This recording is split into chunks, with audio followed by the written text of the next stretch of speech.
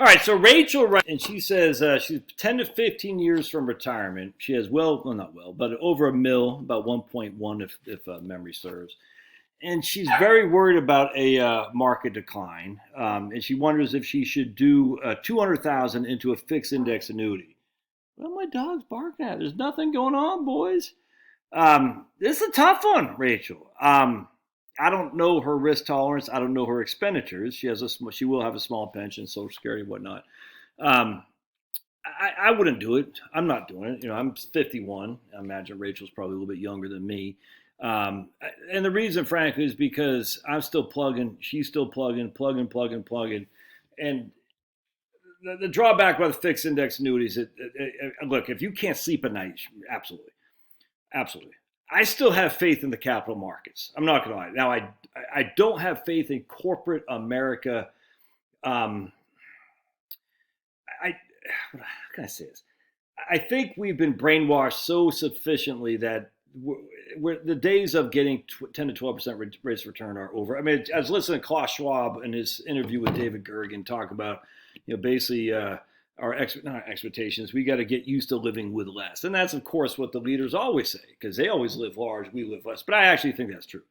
I don't think the growth that we've seen over the last 100 years is going to happen again. And as such, I think the markets will be ramped down 100%. And that's why I put it in my presentations to all my clients.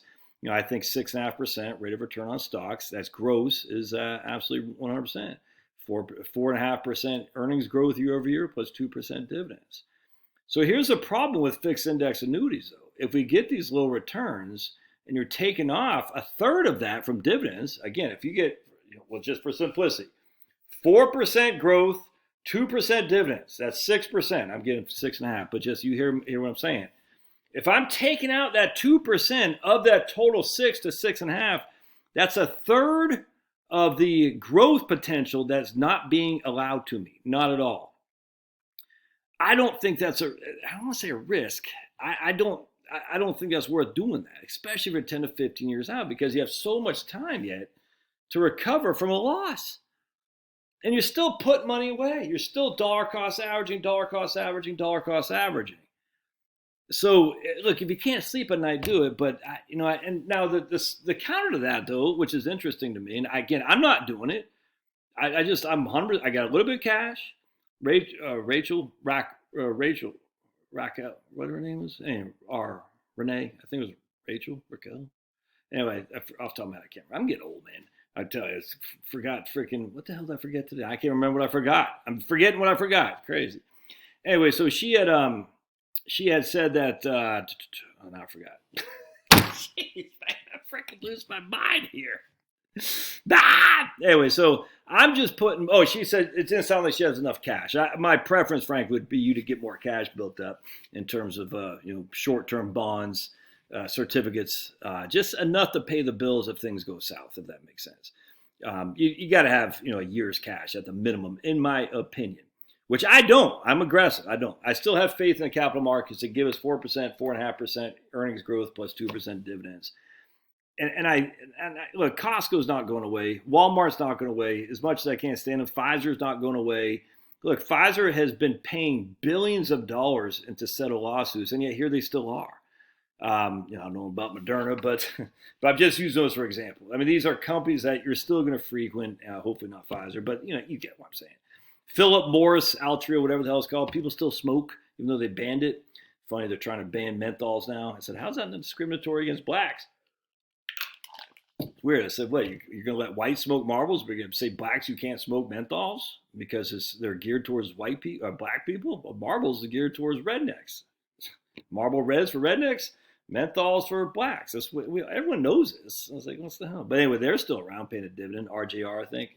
There's Art Reynolds.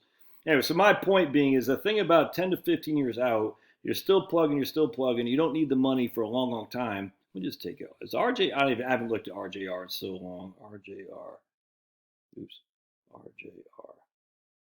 Yeah, I think it got bought out, didn't it? RJR. What happened to Reynolds? Was it RJR? What happened to Reynolds? I can't remember. I don't even know what. Was it MO? Was that Philip Morris MO? Let's see here. All right. What happened to RJR? Yeah, there's Philip Morris, Altria. Yeah, they're paying oh, they got high P of 33. Their yield is 7.13. People still smoke, my friends. Wow. That's pretty interesting. So what happened to RJR? Something Reynolds. Let me just look up Reynolds. Hold on a second. Reynolds. Reynolds Consumer Products? That can't be it, right? I don't know, man. That is interesting. What is Reynolds Consumer Products? Is that RJR? Hold on, I gotta look this up. Hold on a second. December of 2000, RJR acquired its former parent company, Nabisco? Huh. So RJR, then they had signed an agreement to combine RJR with British American Tobacco. Right.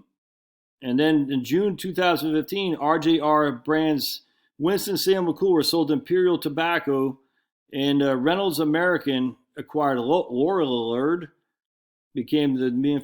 Okay, so I don't understand. So what is it under Nabisco? What the hell, man? I mean, that's what happened with First Union. They bought out Wachovia, but they kept the Wachovia name. So let's just take a look, man. Is Nabisco? Is that what owns? That's got to be Reynolds Consumer Products, right? That's got to be the same thing. Let me just Nabisco. No, Nabisco. It's got to be Nabisco. Mm-hmm. And if any of you guys know, that's Reynolds Consumer Product. What's the volume? Yeah, it's got to be that, man, because it's 517,000 shares traded on Friday. Let's just go back. Yeah, it's got to be Reynolds. Reynolds Consumer's got to be. Now it looks like they. Anyway, I don't know. Point, we'll use Philip Morris. Philip Morris ain't going anywhere. Nabisco's not going anywhere. You know, these companies aren't. I mean, look, some will go bankrupt, I guarantee. Others will rise. It's just the nature of the capital markets, and I love the capital markets because it's other than the stakeholder crap that the left is doing, you know, the Klaus Schwabs and the big government and things, you know, corporate capitalist shareholder value is what it's supposed to be about. We're going to make money for the owners of the company. That's capitalism, bar none. It's fantastic. It's well done. It can be. The problem is that right now it's not capitalism. It's freaking fascism that we're dealing with. And they'll continue to do. But even under fascist states, some companies do well. That's just a fact. Just because you say fascism doesn't mean they're freaking loading up trains and sending people to, you know, camps. That's stupid. There's lots of fascism is simply the combination of big government and big business. That's all there is to it. And that's literally what we're dealing with now. I mean, the big government is mandating you get a jab from one of three companies, privately owned or publicly traded, privately owned. Again, socialize the risk, privatize the profits. It's nuts.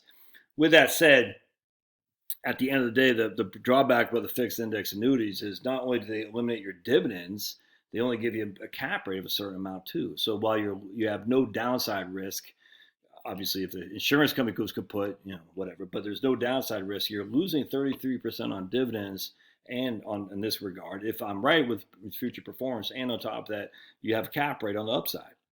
I don't see as a value for that. Now, if you're closer to retirement and you can't sleep at night, by all means, man, I got no qualm with that. But if you're far away from retirement, like Rachel, Renee, Raquel, Roxanne, what's another R name? Rigoberta. Remember Rigoberta Manchu? Fraud. Rigoberta. Shining path. Anyway, if you can't sleep at night, by all means. But in your case, I would not do it. All right. Love to hear your thoughts. See ya.